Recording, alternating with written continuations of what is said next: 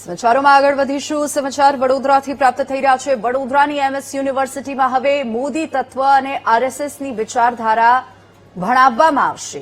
Arts ફેકલ્ટીના સોશિયોલોજીના અભ્યાસક્રમમાં આ ફેરફાર કરવામાં આવ્યો છે। સોશિયોલોજી પેટ્રિયોટિઝમ વિષયમાં નવા ચેપ્ટર ઉમેરવામાં આવ્યા છે। આરએસએસને જાણો યુનિટમાં ઉદયથી સંગઠનના કાર્યો સુધીની માહિતીનો સમાવેશ કરવામાં આવ્યો છે અને મોદી તત્વમાં નરેન્દ્ર મોદીના નેતૃત્વ અને વ્યક્તિત્વનો અભ્યાસ કરાવવામાં આવશે।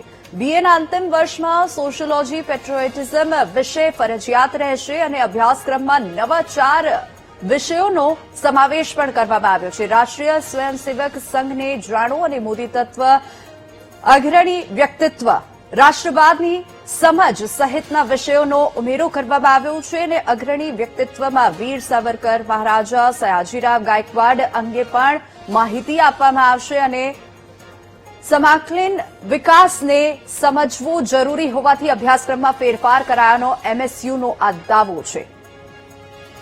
વધુ વિગતો સાથે સંવાદદાતા માનુ ચાવડા ફોન લાઈન પર જોડાઈ ગયા છે।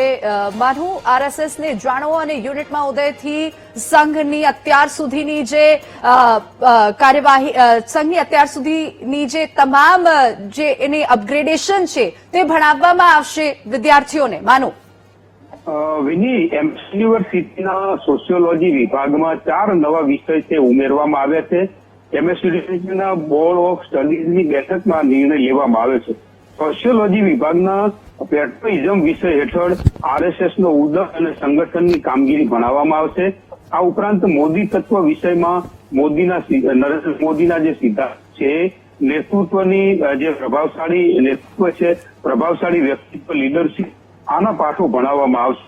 નવા ઉમેરાયેલા 4 વિષયમાં રાષ્ટ્રીય સ્વયંસેવક સંઘને જાણો, મોદી તત્વ, રાષ્ટ્રવાદની સમજ, અગ્રણી વ્યક્તિત્વ એટલે મહારાજા સયાજીરાવ ગાયકવાડ, સરદાર પટેલ, આવા વિષયો ઉપર વિદ્યાર્થીઓને ભણાવવામાં આવશે।